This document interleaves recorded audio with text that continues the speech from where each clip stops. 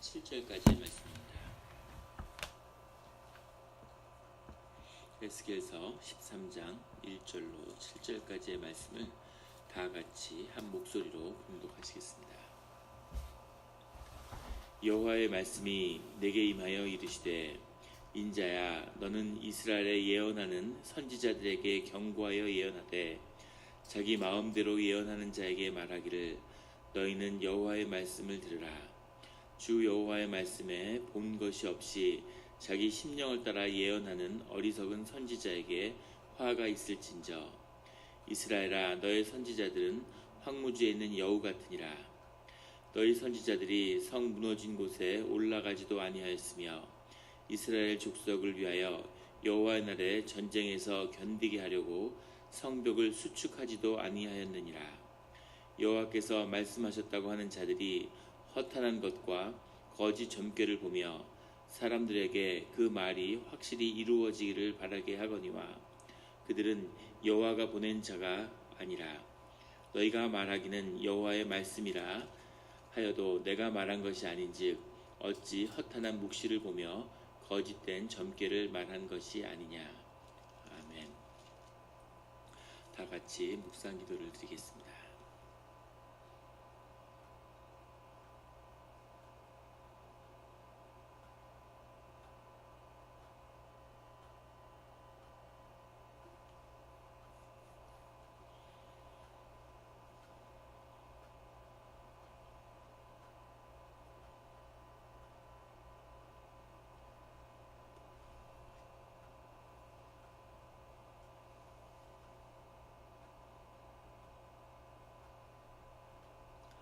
하나님 아버지, 감사합니다.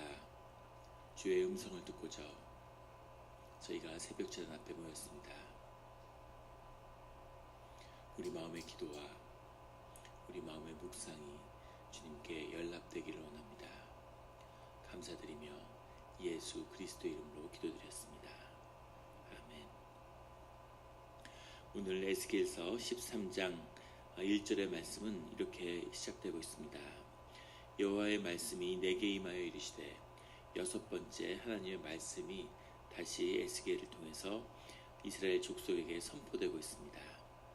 2절에 인자야, 너는 이스라엘에 예언하는 선지자들에게 경고하여 예언하되, 주님이 예언하는 그 대상들이 계속 적시가 되고 있는데, 이제 그 하나님의 말씀은 이스라엘 족속의 선지자들을 향하고 있는 것이죠. 그들에게 경고하여 예언하되, 자기 마음대로 예언하는 자에게 말하기를, 너희는 여호와의 말씀을 들으라. 자기의 마음대로 예언하는 자. 3절에는 주 여호와의 말씀에 본 것이 없는 자기 심령을 따라 예언하는 어리석은 선지자들이라는 표현으로 나오고 있죠. 바빌론에 끌려와 있는 그런 유다의 민족 가운데, 이스라엘 족속 가운데 자신의 마음의 심령대로 예루살렘이 멸망하고 하나님의 징계가 임할 거라는 사실을 부인하고 그것을 부정하는 그런 예언들을 일삼는 자들이 있었다는 겁니다. 예레미야 28장에도 나오고 예레미야 5장, 14장 이런 데 계속 언급이 되고 있죠.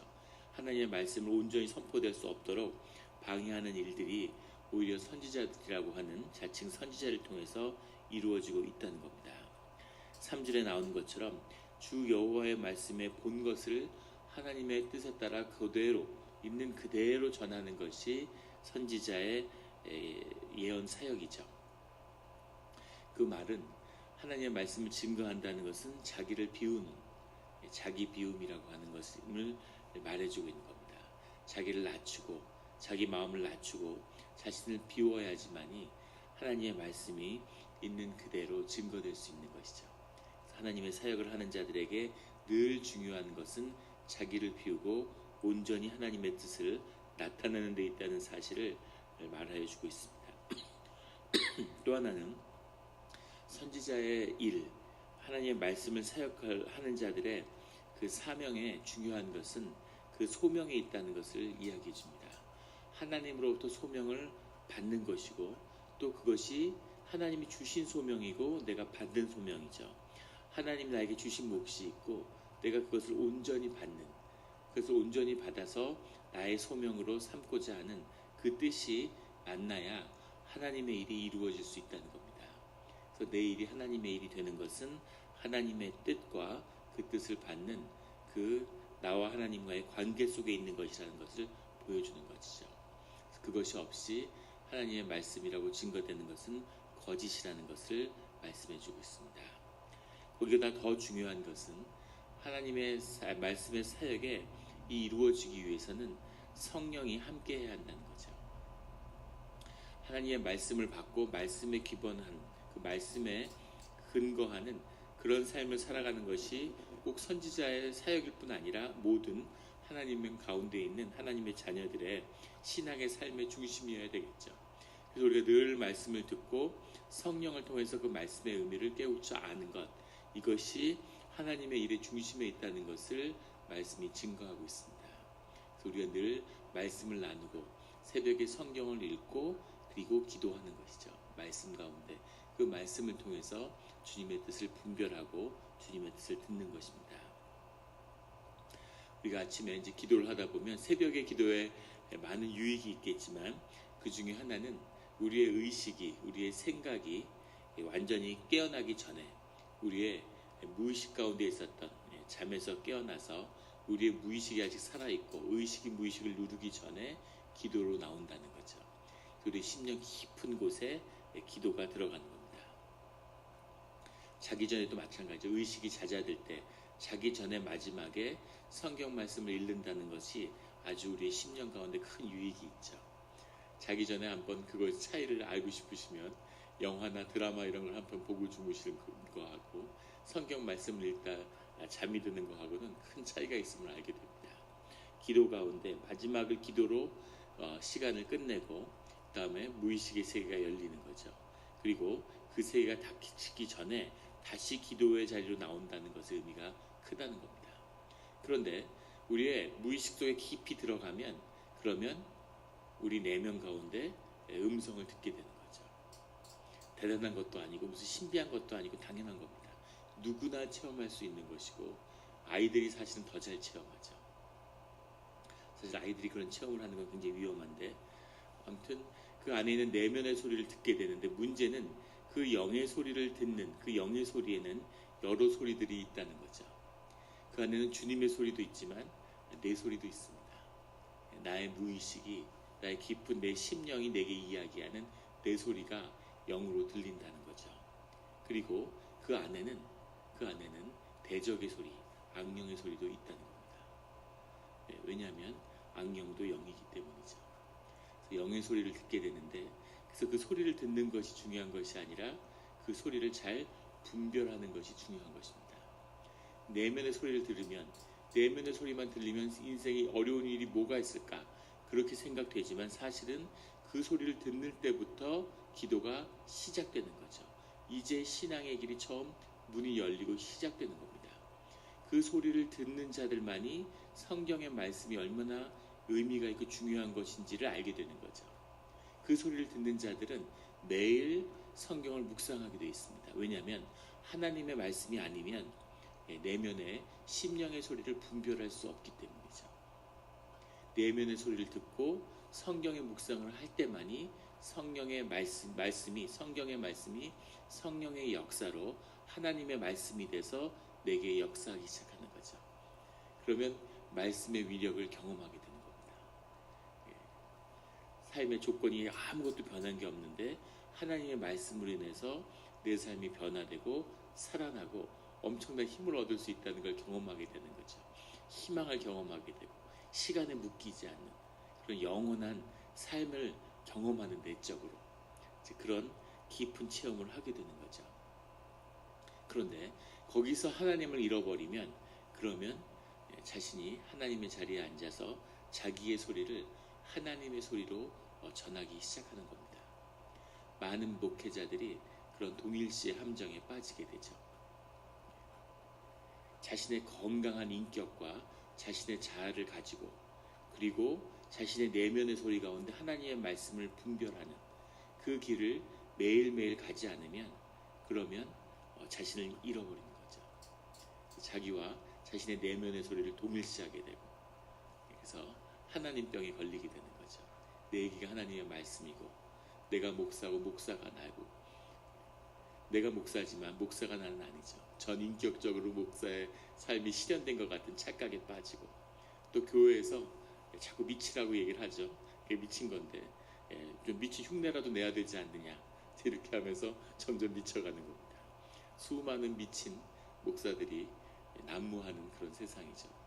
그러고 가슴 아픈 걸 느끼는데, 하나님의 일을 한다, 하나님의 쓰임을 받았다 그러고, 여기 나오는 거짓 선지자들도 그 말씀을 통해서 그걸 선포하는데 일생을 보냈죠. 문제는 그것에 열심히 했다, 내가 최선을 다했다, 헌신했다, 그게 아니라 문제는 그게 거짓이라는 겁니다. 한국에 그런 목회자들이 많아요. 새벽에 나와서 12시 전에 집에 들어간 적이 없고, 7년 동안 하루도 쉰 적이 없고, 아이가 어떻게 자라는지 뭐 어떻게 컸는지 본 적도 없다, 그 자랑스럽게 얘기하는데, 그것은 하나님의 일이 아닌 거죠. 가정이 교회만큼 중요한 거죠. 그것을 정성스럽게 돌보는 것, 부부의 관계가 또 그 가정의 중심에 있습니다. 하나님과의 관계는 부부 관계하고 똑같이 가요. 부부가 원수지간인데 하나님만 나는 사랑해, 그건 거짓입니다. 그런 삶을 회복하고 내게 하나님이 귀중하게 주신 삶을 선물로 받는, 그래서 사역자의 삶의 열매는 교회가 아니라 자신의 삶인 거죠. 하나님을 통해서 성장하고 그 삶의 열매를 경험하는, 자신의 깊은 인격 가운데, 심령 가운데 하나님을 경험하는 삶이 선물로 내게 남는 겁니다. 무슨 사역을 했던 뭘 했던 그게 중요한 것은 아니죠. 야고보는 엄청나게 큰 10,000명이 넘는 무슨 그런 예루살렘 교회 사역을 했고, 사도 바울은 작은 가정교회, 그런 개척교회 이런 것을 계속 개척하고 배는 핍박 속에서 일생을 보냈죠. 주님이 남기신 선물은, 바울에게 남긴 선물은 하나님이 주신 말씀입니다. 그것이 참된 선물임을, 그것이 지복임을 경험하는 것, 이것이 주님과 함께하는 말씀의 핵심에 있는 거죠. 그것을 잃어버리면 결국 하나님을 잃어버리는 거죠. 하나님을 잃어버리면 하나님 일에 도움이 안 되는 것이 아니라 하나님의 일을 회방하는 그런 악령에 쓰임받는 자들이 된다는 거죠. 여기 나오는 거짓 선지자들이 인격이 나빴다거나 또는 특별히 소명의식이 부족했던 사람들은 아닐 겁니다. 열심히 사역하고 나름대로 신명나게 무언가를 했겠죠. 문제는 초점을 벗어나고 하나님을 잃어버렸다는 것, 여기에 문제가 있는 것이죠. 늘 하나님과의 그 관계를 잃지 않는 것, 이것이 모든 사역과 하나님의 길에 있어서 중심 중에 중심에 있다는 사실을 거듭 주님이 우리에게 말씀하고 계시는 겁니다. 그 당시에 선지자 중에서 에스겔은 별 볼 일 없었겠죠. 왜냐하면 진실을 이야기하기 때문입니다. 망하지 않는다고, 사람들이 다 망하지 않기를 바라는데 망한다는 얘기를 하는 사람이 환영받을 수 없겠죠. 하지만 그것이 하나님의 말씀이기 때문에 그 결과가 무엇이든 있는 그대로 선포하는 거죠. 그리고 그것을 선포할 수 있는 그런 빈 그릇을 만드는 것이 에스겔의 삶을 통해서 주님이 이루어 가시는 일인 겁니다. 그런 빈 그릇이 되는, 하나님의 말씀을 온전히 담는 그런 우리 성도님들이 되시기를 예수 그리스도의 이름으로 축원합니다. 4절에 이스라엘아, 너의 선지자들은 황무지에는 여우 같으니라. 그 선지자들에게 3절에서는 화가 있다, 하나님의 징계가 있고 그 말씀에 대한 보응을 너희들이 받게 될 것이다, 이렇게 주님이 말씀하시는 겁니다. 황무지에는 여우 같으니라, 안 좋은 표현이겠죠. 여우는 아주 간악하고 아주 그런 간사한 것의 상징으로 되어 있습니다. 예수님도 누가복음 31장이죠. 31절 2절 그런데 보면 헤롯을 지칭해서 여우라고 이야기하죠. 헤롯이 예수님을 죽이려고 음모하고 있습니다. 그때 저 여우에게 전하라, 이렇게 주님이 말씀하시는 게 나옵니다. 주님이 여우를 나쁘게 얘기하신 건 아니겠죠. 사람들이 가지고 있는 여우의 상징을, 그 비유를 들어 쓰시는 거죠. 실제 동물학자들도 여우가 전혀 그렇게 영리하거나 간사한 그런 동물이 전혀 아니라고 그러죠. 여우는 왜 그렇게 오해를 받게 됐을까? 여우가 어디나 다 사는, 가장 지구에 있는 하나님의 피조물 가운데, 인간이 뒤틀어버린 생태계 가운데서 가장 적응을 잘하는 종 중에 하나라고 그러죠. 전 세계 어디나 살고 어디나 개척해 가는, 북극 지역의 뉴 포틀랜드 뭐 북극 지역 이런 지역부터 뭐 이런 주택가까지 주택가 여우들이 살고 자기 마당에 다큐멘터리 이런 데 보면 자기 마당에 사는데 그런데 주인이 몰라요. 그 정도로 적응이 뛰어나고 어느 곳에나 살 수 있는 것이죠. 저도 미국에서 여우를 한 2번 봤는데 그런데 여우는 중요한 것은 여우가 살기 위해서는 굴이 있어야 된다는 거예요. 새끼를 굴에서 키우고 굴 가운데서 살죠. 그리고 두 번째는 여우가 죽은 시체를 먹는다는 겁니다. 그래서 겨울에도 한겨울에도 살아갈 수 있는 거죠. 죽어있는 시체들을 뜯어먹고 사는데 시체를 뜯어먹고 굴에 살아야 하는 여우에게 최적의 장소가 어디겠습니까? 공동묘지인 거죠. 공동묘지에서 이미 파져있는 안에 있는 굴을 조금만 파면 아늑한 곳이 준비되어 있고 그곳에는 음식이 있는 거죠. 그래서 옛날 사람들이 그렇게 길을 가다가 공동묘지에서 굴에서 나오는 여우 같은 걸 한번 봤다고 생각해 보세요. 꼬리 9 달린 여우의 이야기가 나오는 거죠. 변신술, 둔갑술을 하고 사람의 영이 동물로 변신돼서 나오기도 하고 또 낭령이 여우에 들어가서 그 시체를 들어가기도 하고 뭐 이런 온갖 이야기의 주인공이 여우가 될 수밖에 없었겠죠. 그래서 황무지에는 여우 같다라는 얘기들은 이 선지자들이 거짓이다, 강교한 자들이다 이런 비유로 이 뜻을 쓰고 있는 겁니다.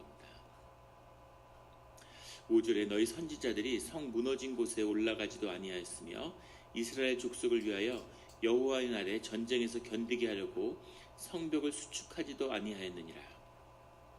성이 무너진 곳에 올라가지 않고 이스라엘 족속을 위해서 성벽을 수축하지도 아니하였다. 선지자들이 이 일을 하지 않았다고 주님이 말씀하시는데 선지자들이 말씀을 전하는 자들인데 성벽을 수축하는 일을 평소에 하지도 않았으려니와 이런 일을 하라고 부르심을 받은 사람들이 아니었겠죠. 그런데 성벽을 수축하지 않았다, 성을 무너진 곳에 올라가지 않았다 라고 이야기하는 이 말씀의 뜻 가운데에는 선지자의 사역의 숨은 사역, 진정한 사역의 뜻이 무엇인지를 보여주는 겁니다. 선지자들이 하나님의 말씀을 붙잡고 선지자로 바로 선자들, 진정한 참된 선지자들이라면 성벽을 지키고 수축하는 자가 되어야 된다는 거죠. 성벽을 지키고 수축하는 자가 되어야 된다는 것은 예루살렘이 무너지지 않도록 중보하는 자가 됐어야 된다는 겁니다. 그래서 하나님의 말씀을 증거한다는 것의 참된 뜻은 그 말씀을 받은 것을 선포하는 것에만 있는 것이 아니라 사실은 그 말씀이 참된 말씀이고 주님의 말씀이었다면 기도의 자리에서 예루살렘 성벽을 중보하고 지키는 자가 됐어야 된다는 거죠. 이것이 참된 하나님의 임재고 하나님의 사역이라는 것을 말하고 있는 겁니다. 그냥 말씀을 전하고 말씀을 선포하는 데 있는 것이 아니라 그 자기에게 책임이 주어진 그 말씀을 증거해야 하는 그곳을 지키는, 영적으로 지킬 수 있는 그런 자가 되어야지 그것이 하나님의 사역을 감당하는 자라는 말씀이죠. 이것이 중보자의 사역이고 보이지 않는 자의 사역입니다. 새벽에 기도하는 자들의 사명이고 주님의 소명인 거죠. 아버지의 자리인 거죠.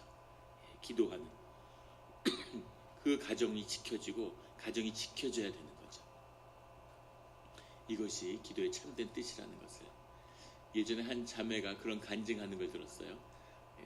어린 시절 시골에서 자랐는데 무슨 그런 아주 시골 오지에서 자랐는데 그 마을에 자신의 어릴 때 기억하는 그 마을은 항상 문제는 시골은 농한기죠. 농사가 끝나고 겨울이 되면 일이 없고 사람들이 맨날 모여서 노름을 하고 술을 먹으면서 그러고 나면 싸움이 나고 그런데 사람들이 아주 흉폭하고 낫을 들고 막 길에서 싸움이 나고 부부 싸움을 하면 막 동네를 돌아다니면서 치고받고 무슨 레슬링 시합도 아니고 막 또 마을 사람들이 나와가지고 그걸 편들고 싸우고 막 마을이 엉망진창이었다는 거예요. 어린 시절의 기억 속에서. 근데 자라나면서 어느 순간부터 그 폭력이 사라지고 사람들이 변하고 마을이 변해서 완전히 다른 마을이 됐다는 거예요. 천천히 변했기 때문에 아무도 인식하지 못했지만 어느 순간에 돌아보니까 마을이 완전히 바뀌었다는 거죠. 마을이 왜 바뀌었을까? 마을이 왜 달라졌을까? 그래서 곰곰이 생각하다가 그 시작이 그 마을에 한 교회가 들어오면서부터 개척되면서부터 그 마을이 변하기 시작했다는 걸 어느 순간 호련히 알게 됐다는 겁니다. 보잘것없는 교회, 초라한 교회, 그런 작은 교회였지만 그 교회가 있으면서부터 마을이 점점 변해갔다는 것을 어느 순간 알게 됐다는 거죠. 그래서 마음에 저 교회를 나가봐야 되겠다. 저 안에서 무슨 일이 있었지? 저 교회는 왜 저기서 그런 일을 감당할 수 있었지? 하는 그런 호기심에서 교회를 처음 나가게 됐다. 이런 고백을 들은 적이 있습니다. 그게 진짜 교회인 거죠. 사람들은 몰라도, 사람들은 누가 자기를 위해서 기도하는지, 그 사람들이 그 교회 안에서 무엇을 하는지 알지 못하더라도 그 안에 그 기도와 그 지역을 위한 기도와 그 중보 기도와 그 신앙의 생활과 그 공동체가 거기 있음으로 해서, 그래서 그 땅이, 그 지역에 있는 모든 사람들이 지켜지고 보호받고 그 은혜의 생명수를 마시는 것, 이것이 하나님의 말씀에 참된 사역임을 주님이 다시 에스겔을 통해서 선지자들에게 선포하고 있는 것입니다. 보이는 것이 아니라 보이지 않는 것이 진짜인 거죠. 깊이 땅 속에 뿌리를 내리는 뿌리가 그 땅 위에 나와 있는 그 나무의 생명을 결정하는 겁니다. 그런 깊은 뿌리를 내리는, 보이지 않는, 우리 지난 주일날 나누었던 그런 가나안의 혼인잔치처럼 포도주의 비밀을, 물이 포도주가 된 비밀을, 그것을 섬겼던 집사들은 알고 있는 거죠. 그 비밀을 아는 그런 주님의 일을 감당하는 우리 성도님들, 특별히 새벽 기도에 부르심을 받은 그런 우리 성도님들이 되시기를 예수 그리스도의 이름으로 축원합니다. 같이 기도드리겠습니다.